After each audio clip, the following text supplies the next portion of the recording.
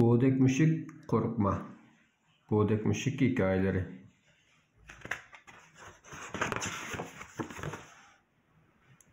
Autori Sara August, İtalya. Tercüme kılıcı Nuriye Abdülkerim.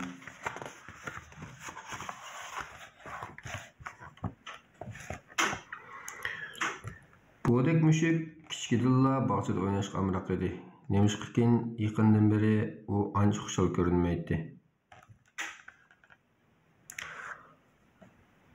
Sana nima bo'ldi qo'zam, xafa ko'rinsan-ku, deb so'rabdi dadasi bilan apsi undan ensirab.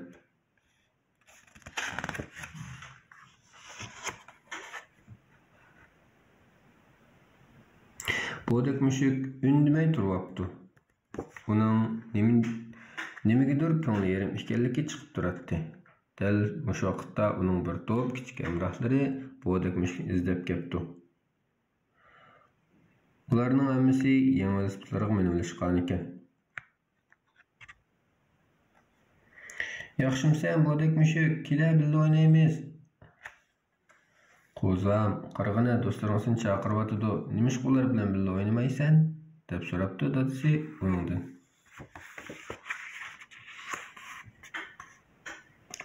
Shuning bilan Bodek müşik velosipedini minib ularning keynidan qo'g'labdi. Lekin namrahlari bek tez yetgachga u yetishilmay qoldi. Yiroqdan ularga qarab turgan dadasi tuyuqsiz necha vaqtdan beri o'g'lining nimaga bunchalik ko'ngli yerim yurganligining sababini tushungandek bo'ldi.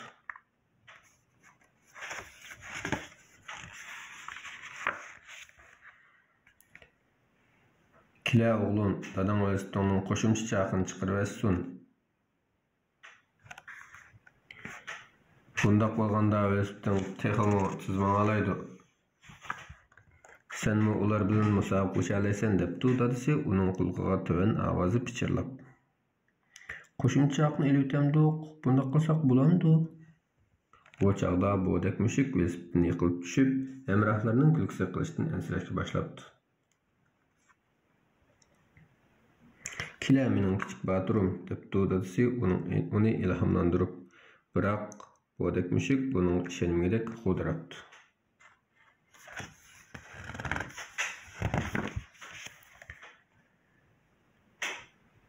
Dadasi uning nimadan ansirayotganligini bildi ekan. Kila, ishonmasang biz ma'u o'chiqchilikda velosipedni minib sinab boqayli. Amaliyotda bu shundoq oson, debdi dadasi uningga. Dadasi velosipedning qo'shimcha chaqini chuvayotganda Bodek müşik jiddiylashgan holda bir chetda qarab turibdi. Bu vaqtda Bodek müşikning hamrohlari bog'chadagi kichik yo'lni bo'ylab chiqqandek kelishayotgan ekan. Bodek müşikmi ulardek bo'la olsa?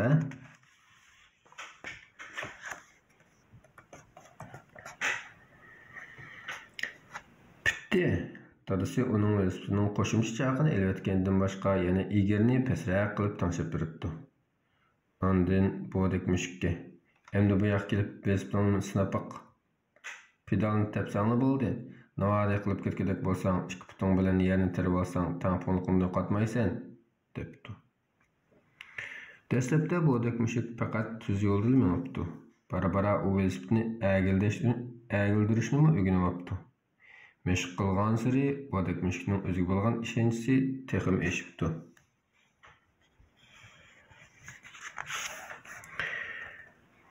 Bodek müşik to'liq xushal his qilibdi. Endi u astag'ina putini pedalning ustiga qo'yibdi. Dadasi uning keynidan velosipedni tutib beribdi. Qo'lingni qo'yayotmagin jimo dada, debdi u dadasiga yiqilib tushishdan ansirab.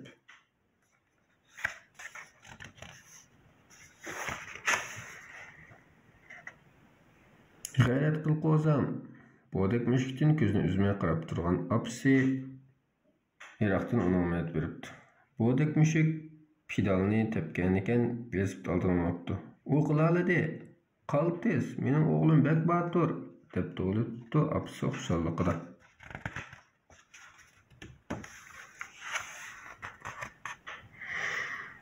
Bodek müşik endi velosipedni minadigan bo'pti. U to'liq xushal bo'pti. Uning ustiga dadasi keynidan tutib mangsa, u texmi xotirjam deyiladi ekan. To'satdan u keyniga bir qarabla Dadısının yo'qligini bilib qaptı. Jiddiyleşip ketken bo'dak mushuk tamponiqini yo'qotibdi. Abla, bo'dak mushuk endi yiqiladigan bo'ldi.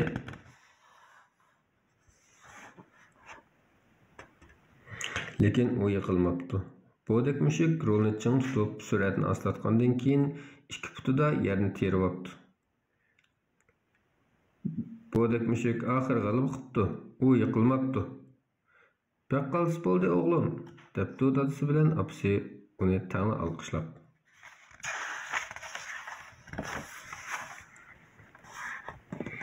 Bo'dak mushuk velosiped minib hamrohlarining orqasidan qo'g'labdi.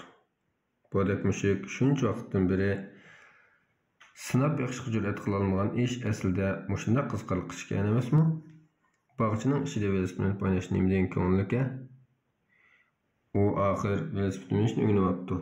Endi hech qanday ish uni hamrohlari bilan o'ynashdan to'sib qola olmaydigan bo'ldi.